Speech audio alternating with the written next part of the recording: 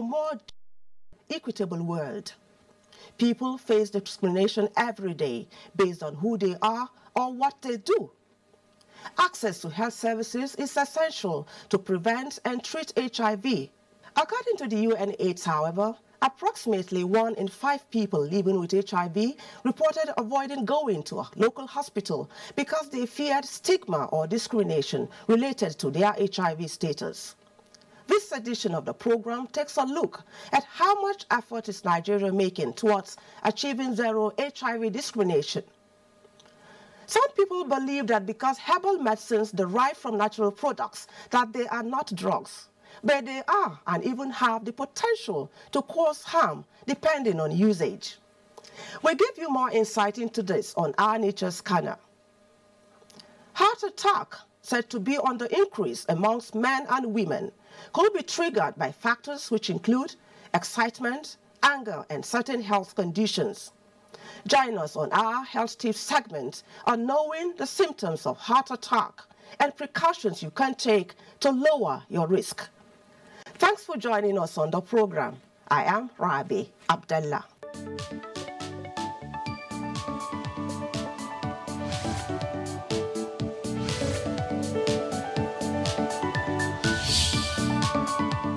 This is Health Options, and our Policy Track segment is taking a look at Nigeria's efforts at HIV zero discrimination.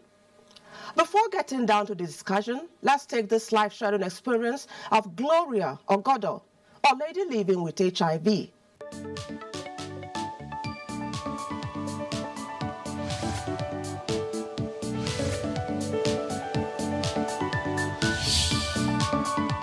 In terms of tertiary institution, when I tried getting admission into the school, that was 2008, and at that point, the admission quite sure was given to me.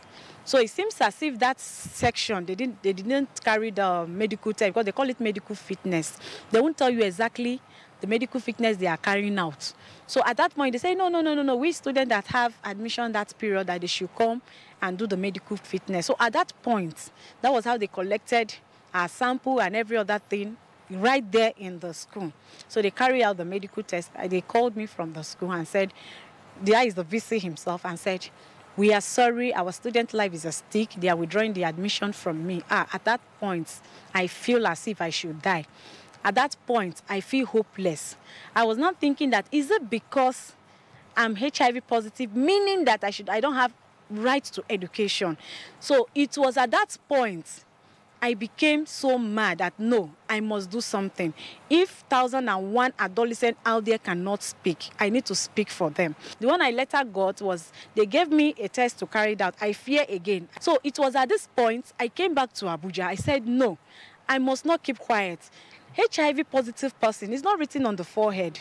I might be HIV positive person standing at zone 4, standing on the road and be spreading the virus, because at that time, young people like us never want to disclose their status because they'll feel like they got it from men. They would like to distribute it back to them. So I came back and I said, which organization will I fit in so that I can be able to function very well? That is when I met NGO. They call it Education as a Vaccine Ever. Compared then and now, there is a lot of changes. Why I say there is a lot of changes is this. One, there is antiretroviral drugs that is free. Then we bought it with money. In government price then is 50,000 naira. Yes, the discrimination now coming to them is quite better, because in my family, my own parents cannot take decision without me being present. And again, I'm a breadwinner of the house. And it was at that I have to I'm in the forefront of the Anti-Discrimination Act that was passed into law in 2014 due to my story, because they have to call the school and find out if actually this thing still exists. The man said yes, up to tomorrow that is still existing. With this discrimination, there is a lot of gaps, because people that were stigmatizing me then, if they see me today, because they wanted me to die long time ago, but I refused to die. And seeing me today, they say, Gloria, how much are they paying you? They have paid you to go and be telling people that you are positive. Why are you lying? Why are you deceiving people? The T-shirt that I was wearing, that they will write all manner of HIV things on the T-shirt, then they don't want to wear it. But this time, once they see anything on my body in terms of t-shirt, they say, Gloria, give me your t-shirt. Gloria, Gloria. So it's become that I'm now the voice to the voiceless. Yes, I broke the yoke. Not just even that. Compared to that, my working today in National Agency for the Control of AIDS, NACA, it was at Abuja AU Summit, Abuja Plus 12.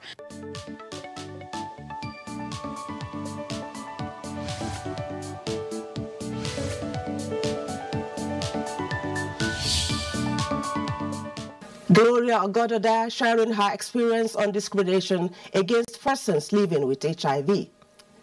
Joining me now to take us through Nigeria's efforts at changing the narrative is the Director General of the National Agency for the Control of AIDS, NACA, Dr. Sadi Aliyu. Welcome to Health Options, Dr. Aliyu. Thank you for having me, Rabi. All right, so we're fucking zero tolerance to discrimination, and in particular, against persons living with HIV. And if you look at the concept of humanity, the concept of a just and equitable society, it says that no human being, regardless of your status or identity, should be discriminated upon. Take us through these concepts, as it affects persons living with HIV. So you're very right, Rabi. There is no reason why people living with HIV should be treated any differently to those that do not have HIV. People living with HIV have a right to dignity. People living with HIV have a right to employment, to a family life, etc.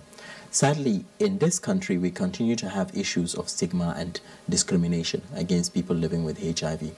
We passed an act, the country passed an act in 2014, which was the Anti-Discrimination Act, which was really specific against discrimination as it relates to people living with HIV. So, for instance, you're no longer allowed to do a HIV test before you employ somebody. If somebody is HIV positive and declares his or her status, you don't have a right to say, well, I'm not going to employ this person. And when you look at it from the perspective of our culture and our religion and our beliefs as well, it is clearly wrong. People living with HIV have a virus. They have a virus in their bloodstream. Virtually most of the people I know didn't choose to have that virus in their bloodstream. HIV is not even the most infectious or transmissible of diseases. People living with HIV, a lot of them are already on treatment. Even with very close contacts, like sexual contact, for instance, if they are on treatment, they are not going to transmit the virus. So why should they be treated any differently? We've had situations where children from who have got HIV from mothers that are infected, for instance, are being denied an education. Schools saying that they will not take them. Why? Does that still exist? Oh, yes. I know that probably existed before that enactment. It still exists. A young lady called Tobori, a young journalist, did a recent report in the last few months in Lagos and other parts of the country that clearly showed that schools were denying access to education for these children just because they have HIV. At the moment, we have a court case that we've recently won on a gentleman who was refused employment because he was HIV positive. And we helped him to take the case to court.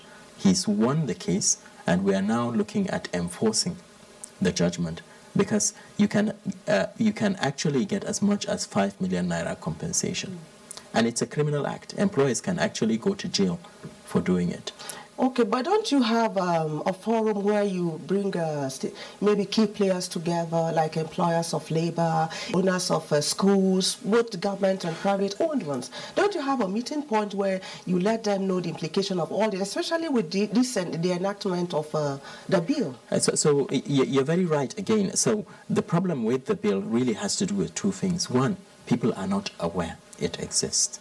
And then two, the issue of enforcement, because you may draft the best bill ever, an act that is perfect, but if you do not have an implementation side or an enforcement side, then it's not going to work. We have been working very closely with a coalition of lawyers to try and push this issue forward. We also have had interfacing with employers through their consultative associations, assemblies. People are now starting to realize that it is not acceptable. It is not acceptable just because somebody has HIV that they cannot access healthcare, or they cannot access employment, or any other services provided by government. HIV is a virus just like any other virus. If you have hepatitis, people with hepatitis, they're not being discriminated against. Have you ever heard of people being tested for hepatitis before they are employed? No. Well, what about cancers? Exactly. Cancer will kill you faster than any HIV infection can kill you. Are they being treated any differently? Nowadays, with HIV treatment available, if you meet somebody with HIV on the streets, you'll not even recognize them if they are taking their drugs. Because the interventions are there. The interventions are there, but more importantly, they are human beings. They are human beings. They never really chose to have HIV. And it could be anyone, eh? It could be anyone Could today. be me, it could be you. And that's the beauty of the anti-discrimination bill, because essentially it's trying to provide a level playing field. And we're not just talking about HIV. It also applies to other infectious diseases such as tuberculosis, etc. Considering our burden as a country, do you think such, I'm sure that has a negative impact on our progress as a people? Oh, it does. So there are people that clearly don't want to have a HIV test done. But the commonest reason why is because they are afraid of the stigma and discrimination. Maybe their families will treat them differently. Maybe their friends will treat them differently. Maybe people will run away from them. I've had questions being asked for families that have had, let's say, somebody tests positive. Maybe it's somebody who's working for them, a cleaner, etc. And then they are asking, well, do they need different utensils for feeding, etc.? What do they need to do? Should they stop the person from looking after their children? And my answer is no. HIV is not that infectious. Actually, if you don't want to catch HIV, you will never catch it. Does that boil down to the fact that enough awareness is not being created? So that's because I'm surprised to hear people still asking such questions at this age and time. Oh yes, we have done a lot of work when it comes to awareness. But the fact is, in the past, HIV was killing people. Yes. If you see somebody with advanced HIV disease, they are wasted. They have rashes on their face. They look very sick. So people are frightened. And therefore, they tend to go and find out. That picture has changed. That picture has changed, and it's a good thing that it has changed. So shouldn't that even reduce discrimination and stigma? In actual fact, it doesn't. And even the ways, sometimes there's also the structural issue in terms of how our programs themselves are run. If you go to the hospitals, hospitals still have HIV facilities where clinics are being run in a different building, for instance. It may look very nice, etc. But if you go to that building for a clinic, a HIV clinic, everybody knows it's a HIV clinic, and you might as well be carrying HIV on your forehead. Or they have facilities like, let's say, pharmacies within the hospital that only serve HIV patients. So if you go there to collect a drug, you might as well be carrying HIV on your forehead. And that's why, in addition to tackling stigma and discrimination, we need to remove the vertical structures that make discrimination easier, that make identification easier. People should have the confidence to say, I'm going for a HIV test. Whether I test positive or negative, that result stays with me or with my healthcare provider. What should be the right attitude to people living with HIV? So people living with HIV are entitled to employment. They are entitled to a proper life, just like any of us, education, marriage, etc. They should not be discriminated against. HIV testing is not for the purpose of either identifying whether somebody should be married or not, or whether somebody should be employed or not. HIV testing should primarily benefit the person being tested. Are you saying it's wrong for religious bodies that really prioritize that would-be couple need to take HIV test? So it needs to be voluntary. It shouldn't be mandatory. Okay. And secondly, as you know, Rabi, nowadays, if a person is on HIV treatment and virologically suppressed, they will not transmit the virus. Yeah. So provided the other partner knows this person is HIV positive, they are virologically suppressed, it's not a problem. It shouldn't stop marriages. What it should do really is to identify a partner that may need treatment. And provided they go on treatment and they are virologically suppressed, it's not an issue. It becomes a decision between the two of them. But what we find disagreeable is to make it mandatory, because there is now an intervention that makes transmission, that makes it possible to interrupt transmission altogether. But more importantly, for children that have HIV, they are entitled to an education as well. Remember, nobody chose to be HIV positive, and people shouldn't be treated any differently to the rest of the community. Thank you so much, Dr. Sani Ali. Options. Thank you, Thank you so much. Thank you.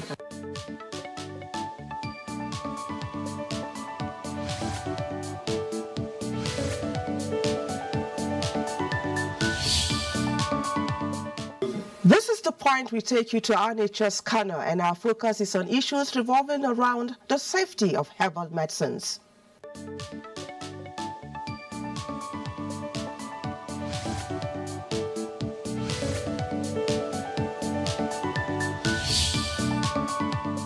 Use of herbal medicines inappropriately from those that are not trained to give you herbal medicines, to apply science, proper science and technology in getting herbal medicines to you, can lead to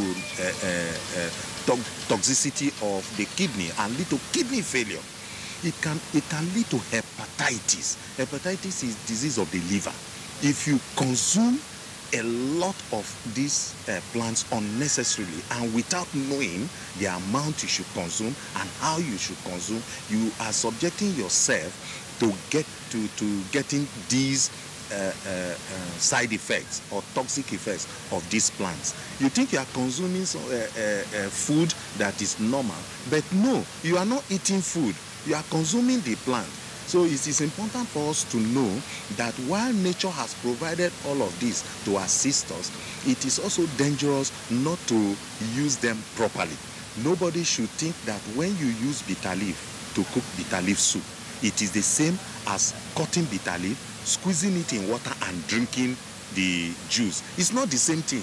And when you cook some of them, some toxic components of the plants will be destroyed. And so that's why you may not have those problems when you use them as additives in your food. If you drink bitter leaf, you on your own, you are squeezing bitter leaf and drinking. Number one, you don't know how much of the chemical compounds in the bitter leaf that you are drinking. But when you squeeze bitter leaf in your water, you don't know the amount. You might be squeezing more 10 times the amount you should actually drink. Therefore, it can bring down your glucose level suddenly to the level that you go into hypoglycemic shock and die. When you squeeze it, there are other biochemical components in that bitter leaf that can lead to kidney failure. That is why when you cook bitter leaf, you are no longer eating bitter leaf. Actually, you are eating cooked bitter leaf. Cooking itself is a means of detoxifying a lot of products. That's why medicinal plant is different from vegetable. You see, when we do vegetable for their nutritional content, for their electrolyte content, because a lot of people consume these herbal medicines in little quantities over a long period of time, they come down with kidney problems, with heart problems, with liver problems, with neurological problems. Even, in fact, there are some plants that consumed over time can make people have Parkinsonism. Vegetables are not herbal medicines. Herbal medicines are not vegetables. When we say this is a medicinal plant, that medicinal plant, that herb, contains very potent biochemical or chemical compounds that are very, very effective and very active in treating or managing specific ailments. And even if you chew them, even if you chew it the way it is, it's enough to kill or to cure. It is advisable not to just go and begin to collect it from your backyard that nature has provided, that in the name of nature has provided the cure. No, nature provided the cure, but nature has also given knowledge to some people to study it and come up with how it should be used. Vegetables, there are known vegetables that we all know that these are not, even if they have medicinal properties, they don't contain potent active chemical compounds. They may just be vegetables that have antioxidant property. Those can be eaten raw, so you don't have issues. You don't have issues with garbage. cabbage, you don't have issues with carrot, you don't have issues with lettuce, you don't have issues with, berries and all of that. Yes, and cucumber and all of that we know, even from history. There are categories of vegetables that from history, because history is also important in herbal medicine. In fact, in China, they call it traditional Chinese medicine. In our own environment, it's African traditional medicine. Before we started doing science, traditionally, our people know vegetables that you have to wash them very well and throw away the juice. There is a reason, even though our ancestors may not know the scientific reasons for those things they did, but there are scientific reasons why those juice, which a lot of people are trying to drink today, were thrown away in those days. Yes, bitter leaf is an example. We're thrown away in these days. Not today that people are drinking everything and squeezing everything today and drinking, thinking that there are no side effects. There are actually toxic effects of these things. Moringa. In fact, there are studies to show that people who consume a lot of moringa without medical advice have given birth to children with deformities. I mean, there are studies like that, and for so many of our plants that are available in our environment.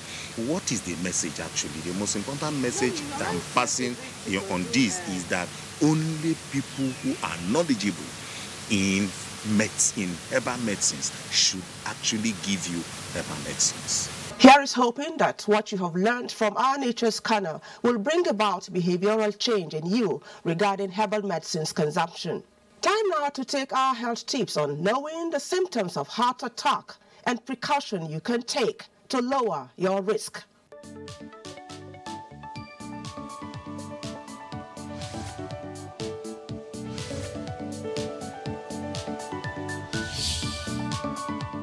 The function of the heart is taking the oxygen to various parts of the organs, that is to the brain, to the liver, to the kidneys, to the lungs, and that is the main reason why the heart is considered as a vital organ.